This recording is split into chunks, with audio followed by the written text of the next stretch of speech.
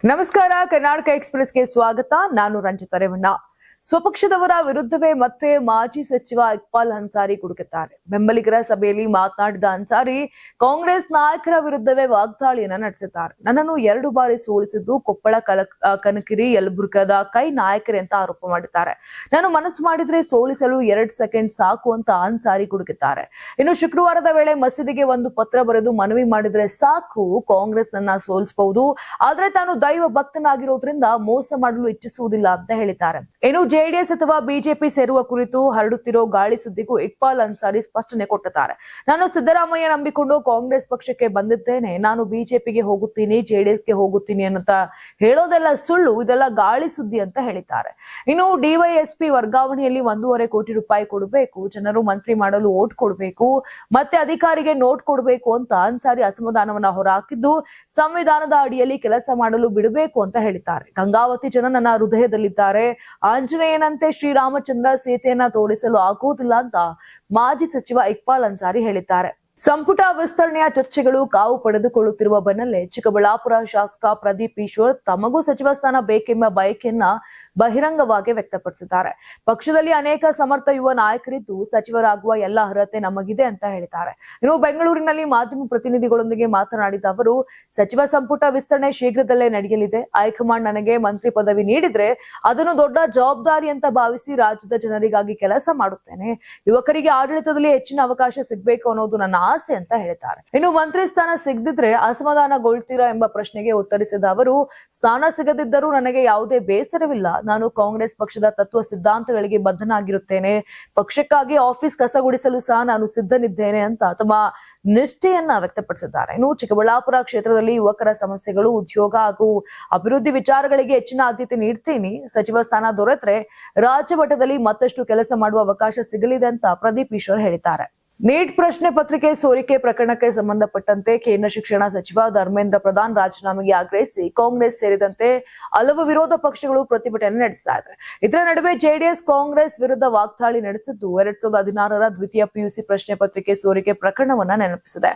X ನಲ್ಲಿ post ಮಾಡಿರುವ JDS, ಬೇರೆಯವರ ಕಣ್ಣಿನ ಕಸ ಹುಡುಕುವ ಮುನ್ನ ನಿಮ್ಮ ಕಣ್ಣಿನ ದಿಮ್ಮಿಯನ್ನ ತೆಗೆದುಕೊಳ್ಳಿ ಅಂತ ಕಾಂಗ್ರೆಸ್ ನಾಯಕರನ್ನ ಟೀಕಿಸಿದೆ. 2016ರಲ್ಲಿ ಕಾಂಗ್ರೆಸ್ ಸರ್ಕಾರದ ಅವಧಿಯಲ್ಲಿ ದ್ವಿತೀಯ ಪಿಯುಸಿ ರಸಾಯನಶಾಸ್ತ್ರ ಪ್ರಶ್ನೆ ಪತ್ರಿಕೆ 2 ಬಾರಿ ಸೋರಿಕೆಯಾಗಿತ್ತು. ಆ ವೇಳೆ ಲಕ್ಷಾಂತರ ವಿದ್ಯಾರ್ಥಿಗಳ ಭವಿಷ್ಯಕ್ಕೆ ಹೊಡೆತ ಕೂಡ ಬಿದ್ದಿತ್ತು. ಅಂದಿನ ಶಿಕ್ಷಣ ಸಚಿವ ಕಿಮ್ಮನೆ ರತ್ನಾಕರ್ ರಾಜೀನಾಮೆ ನೀಡಿದ್ರಾ ಅಂತ ಒಂದು ಪ್ರಶ್ನೆಯನ್ನ ಮಾಡಿದೆ ಜೆಡಿಎಸ್. ಇನ್ನು ಈಗ ನೀಟ್ ವಿಚಾರದಲ್ಲಿ ವಿದ್ಯಾರ್ಥಿಗಳನ್ನ ಮುಂದಿಟ್ಕೊಂಡು ಕಾಂಗ್ರೆಸ್ ರಾಜಕೀಯ ಮಾಡ್ತಿದೆ ಅಂತ ಜೆಡಿಎಸ್ ಆರೋಪಿಸಿದೆ. ಇನ್ನು ವಿದ್ಯಾರ್ಥಿಗಳ ವಿಚಾರದಲ್ಲಿ ಕಾಂಗ್ರೆಸ್ ದ್ವಂದ್ವ ನೀತಿ ಅನುಸರಿಸುತ್ತಿದೆ ಅಂತ ವಾಗ್ದಾಳಿ ನಡೆಸಿದೆ. ಇದೇ ವೇಳೆ ವಾಲ್ಮೀಕಿ ಹಗರಣ, SC/ST TSP ಅನುದಾನ ದುರ್ಬಳಕೆ, KPSC ಅಕ್ರಮ ಸೇರಿದಂತೆ ಹಲವು ವಿಚಾರಗಳನ್ನ ಪ್ರಸ್ತಾಪಿಸಿರುವ ಜೆಡಿಎಸ್ ಕಾಂಗ್ರೆಸ್ ಸರ್ಕಾರದ ವಿರುದ್ಧ ಆರೋಪಗಳ ಸುರಿಮಳೆಗೈದಿದೆ. ನೀಟ್ ಅಕ್ರಮ ವಿರೋಧಿಸಿ ದೆಹಲಿಯಲ್ಲಿ ನಡೆಯುತ್ತಿರುವ ಪ್ರತಿಭಟನೆಯ ಕಿಚ್ಚು ರಾಜ್ಯಕ್ಕೂ ಹಬ್ಬಿದೆ. ಶಿವಮೊಗ್ಗದಲ್ಲೂ ಕಾಂಗ್ರೆಸ್ ಕಾರ್ಯಕರ್ತರು ಬಿಜೆಪಿ ಕಚೇರಿಗೆ ನುಗ್ಗಿ ಪ್ರತಿಭಟನೆ ನಡೆಸಿದ್ದಾರೆ. ಇನ್ನು ಇದೇ ವೇಳೆ ಕಾಂಗ್ರೆಸ್ ಕಾರ್ಯಕರ್ತರು ಪೊಲೀಸ್ ವ್ಯಾನ್ ಮೇಲೇರಿ ಬಾವುಟವನ್ನ ಬೀಸುತ್ತಾರೆ. ನಗರದ ಮಹಾವೀರ ಸರ್ಕಲ್ ನಲ್ಲಿ ಪ್ರಧಾನಿ ಮೋದಿ ಹಾಗೂ ಕೇಂದ್ರ ಸರ್ಕಾರದ ವಿರುದ್ಧ ಜಿಲ್ಲಾ ಕಾಂಗ್ರೆಸ್ ಅಧ್ಯಕ್ಷ ಪ್ರಸನ್ನ ಕುಮಾರ್ ನೇತೃತ್ವದಲ್ಲಿ ಪ್ರತಿಭಟನೆ ನಡೀತಾ ಇದೆ. ಈ ವೇಳೆ ಏಕಾಏಕಿ ಪ್ರತಿಭಟನೆ ತೀವ್ರಗೊಳಿಸಿದ ಕಾಂಗ್ರೆಸ್ ಕಾರ್ಯಕರ್ತರು ಸುಮಾರು 1 ಕಿಲೋಮೀಟರ್ ಓಡಿ ಹೋಗಿ ಬ್ಯಾರಿಕೇಡ್ ಗಳನ್ನ ಹಾರಿ ಏಕಾಏಕಿ ಬಿಜೆಪಿ ಕಚೇರಿಗೆ ನುಗ್ಗಿದ್ದಾರೆ. ಇನ್ನು ಪ್ರತಿಭಟನೆ ವೇಳೆ ಧರ್ಮೇಂದ್ರ ಪ್ರಧಾನ್ ರಾಜೀನಾಮೆಗೆ ಪ್ರತಿಭಟನಾಕಾರರು ಒತ್ತಾಯಿಸಿದ್ದಾರೆ.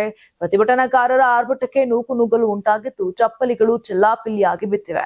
ಅಲ್ಲದೆ ಪಾರ್ಕ್ ಮಾಡಿದಂತ ಬೈಕ್ಗಳು ಸಹ ಕೆಳಗೆ ಬಿದ್ದಿವೆ. ಕಾರ್ಯಕರ್ತರನ್ನ ತಡೆಯಲು ಪೊಲೀಸರು ಹರಸಾಹಸ ಪಟ್ಟಿದ್ದಾರೆ. ಕಾರ್ಯಕರ್ತರನ್ನು ಪೊಲೀಸರು ವಶಕ್ಕೆ ಪಡೆದಿದ್ದಾರೆ. ಪೊಲೀಸ್ ವಾಹನದ ಮೇಲೆ ಕಾಂಗ್ರೆಸ್ ಕಾರ್ಯಕರ್ತರು ಹತ್ತಿಕ್ಕಿದ್ದಕ್ಕೆ ಬಿಜೆಪಿ ಕಾರ್ಯಕರ್ತರು ಆಕ್ರೋಶ ಹೊರಹಾಕಿದ್ದಾರೆ. ಈ ವೇಳೆ ಬಿಜೆಪಿ ಕಾರ್ಯಕರ್ತರು ಕೂಡ ಹಾಗೂ ಡಿವೈಎಸ್ಪಿ ಶೀಲವಂತ್ ಜೊತೆ ವಾಗ್ವಾದ ಕೂಡ ನಡೆದಿದೆ. ಕಾಂಗ್ರೆಸ್ ಕಾರ್ಯಕರ್ತರು ಕಚೇರಿಗೆ ನುಗ್ಗಿದ್ದಕ್ಕೆ ಬಿಜೆಪಿ ಮುಖಂಡರು ಕಿಡಿಕಾರಿದ್ದಾರೆ. ಕಚೇರಿ ಬಳಿ ಜಮಾಯಿಸಿದ ಬಿಜೆಪಿ ಮುಖಂಡರು ಪೊಲೀಸರ ಬಳಿ ವಾಗ್ವಾದ ಮಾಡಿದ್ದಾರೆ.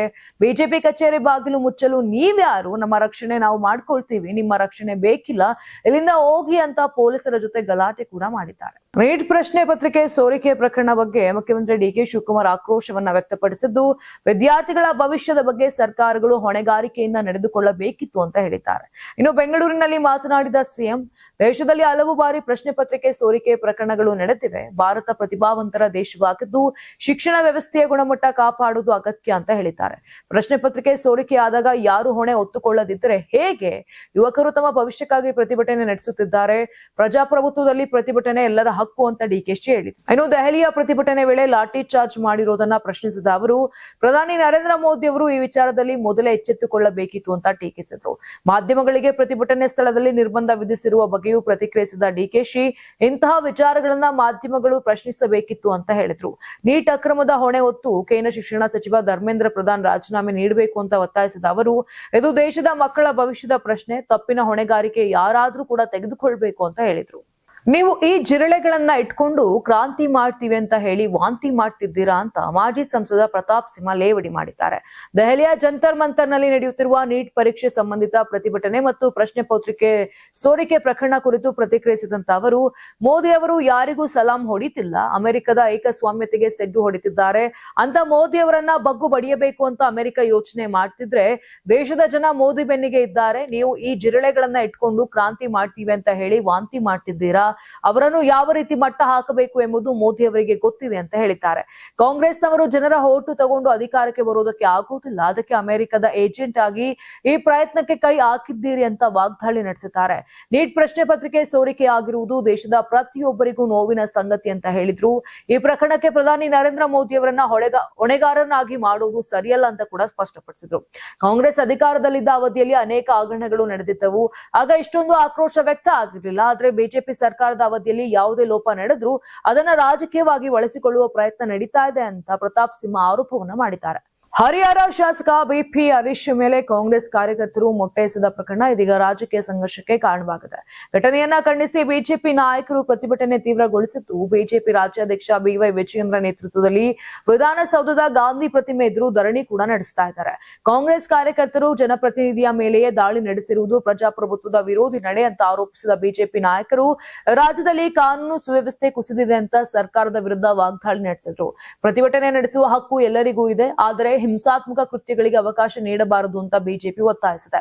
ಈ ನಡುವೆ ಪ್ರಕರಣಕ್ಕೆ ಸಂಬಂಧಪಟ್ಟಂತೆ ಶಿವಾಜಿನಗರ ಪೊಲೀಸರು ಪುಣ್ಯೇಶ್ ಎಂಬ ಆರೋಪಿಯನ್ನ ಬಂಧಿಸಿದ್ದಾರೆ. ಇನ್ನು ಕೆಪಿಸಿಸಿ ಕಚೇರಿ ಬಳಿ ಮೊಟ್ಟೆಗಳನ್ನ ಸಂಗ್ರಹಿಸಿಟ್ಟುಕೊಂಡಿದ್ದ ಆರೋಪಿಯು ಪೂರ್ವ ಯೋಜಿತವಾಗಿ ದಾಳಿ ನಡೆಸಿದ್ದಾನೆ ಎಂಬ ಬಗ್ಗೆಯೂ ಪೊಲೀಸರು ತನಿಖೆ ಕೂಡ ನಡೆಸ್ತಾ ಇದ್ದಾರೆ. ಇನ್ನು ಬಂಧಿತ ಆರೋಪಿಯ ಹಿಂದೆ ಇನ್ನಷ್ಟು ಮಂದಿ ಇದ್ದಾರೆಯೇ, ಯಾರಾದ್ರೂ ಸೂಚನೆ ನೀಡಿದ್ದಾರೆ ಎಂಬ ಅಂಶಗಳ ಕುರಿತು ಪೊಲೀಸರು ಮಾಹಿತಿಯನ್ನ ಕಲೆ ಹಾಕ್ತಿದ್ದಾರೆ. ಇನ್ನು ಆರೋಪಿಯನ್ನ ನ್ಯಾಯಾಲಯಕ್ಕೆ ಹಾಜರುಪಡಿಸಿ ಹೆಚ್ಚಿನ ವಿಚಾರಣೆ ನಡೆಸುವ ಸಾಧ್ಯತೆ ಕೂಡ ಇದೆ. ಕಾಂಗ್ರೆಸ್ ಕಾರ್ಯಕರ್ತರು ಬಿಜೆಪಿ ಶಾಸಕ ಬಿಪಿ ಹರೀಶ್ ಅವರ ಮೇಲೆ ಮೊಟ್ಟೆ ಎಸೆದಿರುವುದನ್ನ ಹಾಗೂ ಪ್ರಧಾನಿ ನರೇಂದ್ರ ಮೋದಿ ನಿವಾಸದ ಎದುರು ಕಾಂಗ್ರೆಸ್ ಪ್ರತಿಭಟನೆ ನಡೆಸಿರುವುದನ್ನ ಖಂಡಿಸಿ ಬಿಜೆಪಿ ರಾಜ್ಯಾದ್ಯಂತ ಪ್ರತಿಭಟನೆ ನಡೆಸಿದೆ. ವಿವಿಧ ಜಿಲ್ಲೆಗಳಲ್ಲಿ ಕಾಂಗ್ರೆಸ್ ಕಚೇರಿಗಳಿಗೆ ಮುತ್ತಿಗೆ ಹಾಕಲು ಯತ್ನಿಸಿದ ಬಿಜೆಪಿ ಕಾರ್ಯಕರ್ತರು ಕೊಪ್ಪಳದಲ್ಲಿ ನಡೆಸಿದ ಪ್ರತಿಭಟನೆ ತೀವ್ರ ಸ್ವರೂಪವನ್ನ ಪಡ್ಕೊಂಡಿತ್ತು. ಇನ್ನು ಕೊಪ್ಪಳ ನಗರದಲ್ಲಿ ಬಿಜೆಪಿ ನಾಯಕರು ಮತ್ತು ಕಾರ್ಯಕರ್ತರು ಬೀದಿಗಿಳಿದು ಕಾಂಗ್ರೆಸ್ ಸರ್ಕಾರದ ವಿರುದ್ಧ ಧಿಕ್ಕಾರ ಕೂಗಿ ಆಕ್ರೋಶ ವ್ಯಕ್ತಪಡಿಸಿದ್ದಾರೆ. ಶಾಸಕ ಬಿಪಿ ಹರೀಶ್ ಅವರ ಮೇಲಿನ ದಾಳಿಯನ್ನ ಖಂಡಿಸಿದ ಪ್ರತಿಭಟನಾಕಾರರು ಲೋಕಸಭೆಯ ವಿರೋಧ ಪಕ್ಷದ ನಾಯಕ ರಾಹುಲ್ ಗಾಂಧಿ ಅವರ ಭಾವಚಿತ್ರಕ್ಕೆ ಬೆಂಕಿ ಹಚ್ಚಿ ತಮ್ಮ ಆಕ್ರೋಶ ಹೊರಹಾಕಿದ್ರು. ಬಳಿಕ ಬಿಜೆಪಿ ಕಾರ್ಯಕರ್ತರು ಕಾಂಗ್ರೆಸ್ ಕಚೇರಿಗೆ ಮುತ್ತಿಗೆ ಹಾಕಲು ಮುಂದಾದರು.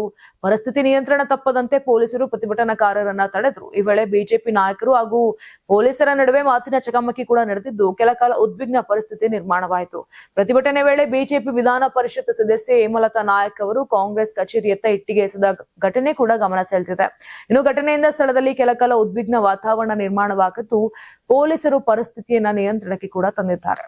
ಶೃಂಗೇರಿ ವಿಧಾನಸಭಾ ಕ್ಷೇತ್ರದ ಅಂಚೆ ಮತ ಮರು ಎಣಿಕೆ ಪ್ರಕರಣಕ್ಕೆ ಸಂಬಂಧಪಟ್ಟಂತೆ ಯಥಾಸ್ಥಿತಿ ಮುಂದುವರಿಸಲು ಸೂಚನೆ ನೀಡಿದ ಸುಪ್ರೀಂ ಕೋರ್ಟ್ ವಿಚಾರಣೆಯನ್ನ ಜುಲೈ 30ಕ್ಕೆ ಮುಂದೂಡಿಕೆ ಮಾಡಿದೆ. ಇನ್ನು 2023ರಲ್ಲಿ ನಡೆದ ವಿಧಾನಸಭಾ ಚುನಾವಣೆಯಲ್ಲಿ ಶೃಂಗೇರಿ ಕ್ಷೇತ್ರದಲ್ಲಿ ಒಟ್ಟು 1811 ಅಂಚೆ ಮತಗಳು ಚಲಾವಣೆಯಾಗಿದ್ವು.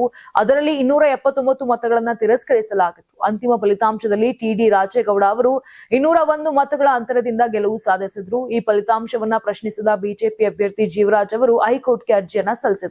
ಅರ್ಜಿಯ ವಿಚಾರಣೆ ನಡೆಸಿದ ಹೈಕೋರ್ಟ್ ಏಪ್ರಿಲ್ 6ರಂದು ಮಹತ್ವದ ಆದೇಶ ಕೂಡ ನೀಡಿ ತಿರಸ್ಕೃತಗೊಂಡ 279 ಅಂಚೆ ಮತಗಳನ್ನ ಮರು ಪರಿಶೀಲನೆ ಮಾಡಿ ಬಳಿಕ ಎಲ್ಲ ಅಂಚೆ ಮತಗಳನ್ನ ಮರು ಎಣಿಕೆ ಮಾಡಿ ಹೊಸ ಫಲಿತಾಂಶ ಪ್ರಕಟಿಸುವಂತೆ ಸೂಚಿಸಿತು. ಇದರ ಬೆನ್ನಲ್ಲೇ ಶಾಸಕ ಟಿಡಿ ರಾಜೇಗೌಡ ಅವರಿಗೆ ಆಕ್ಷೇಪಣೆ ಸಲ್ಲಿಸಲು 2 ವಾರಗಳ ಕಾಲಾವಕಾಶ ನೀಡಲಾಗಿತ್ತು. ಏಪ್ರಿಲ್ 20ರಂದು ಆ ಅವಧಿ ಮುಕ್ತಾಯವಾದ ಹಿನ್ನೆಲೆ ಜಿಲ್ಲಾ ಚುನಾವಣಾಧಿಕಾರಿ ಮರು ಮತ ಎಣಿಕೆ ಪ್ರಕ್ರಿಯೆಗೆ ಮುಂದಾಗಿದ್ರು. ಆ ಬಳಿಕ ಅಂಚೆ ಮತಗಳ ಮರು ಎಣಿಕೆ ನಡೆದು ಅದರಲ್ಲಿ 52 ಮತಗಳಿಂದ ಡಿಎನ್ ಜೀವರಾಜ್ ಜಯ ಗಳಿಸಿದ್ರು. ಅದಾದ ಬಳಿಕ ಯುಟಿ ಖಾದರ್ ಬಳಿ ಪ್ರಮಾಣ ವಚನವನ್ನ ಕೂಡ ಪಡೆದರು. ನಂತರ ಪ್ರಕರಣ ಸುಪ್ರೀಂ ಕೋರ್ಟ್ ಮೆಟ್ಟಿಲೇರಿದ್ದು, ವಿಚಾರಣೆಯಲ್ಲಿ ಟಿಡಿ ರಾಜೇಗೌಡರ ಶಾಸಕತ್ವವನ್ನ ತಾತ್ಕಾಲಿಕವಾಗಿ ಪುನಃ ಸ್ಥಾಪಿಸುವಂತೆ ಸುಪ್ರೀಂ ಕೋರ್ಟ್ ಆದೇಶವನ್ನ ಕೊಟ್ಟಿತ್ತು. ಬಳಿಕ ಮುಂದಿನ ವಿಚಾರಣೆಯನ್ನ ಜುಲೈ 23ಕ್ಕೆ ಕಾಯ್ದಿರಿಸಿತ್ತು. ಇಂದು ವಿಚಾರಣೆ ನಡೆಸಿದ ಸುಪ್ರೀಂ ಕೋರ್ಟ್ ಮತ್ತೆ ಜುಲೈ 30ಕ್ಕೆ ಮುಂದೂಡಿಕೆಯನ್ನ ಮಾಡಿದೆ. ರಾಜ್ಯದಲ್ಲಿ ಬರ ಪರಿಸ್ಥಿತಿ ಎದುರಿಸಲು ಸರ್ಕಾರ ಸಿದ್ಧವಾಗಿದೆ ಅಂತ ಉಪಮುಖ್ಯಮಂತ್ರಿ ಹಾಗೂ ಕಂದಾಯ ಸಚಿವ ಡಾಕ್ಟರ್ ಜಿ ಪರಮೇಶ್ವರ್ ಹೇಳಿದ್ದಾರೆ.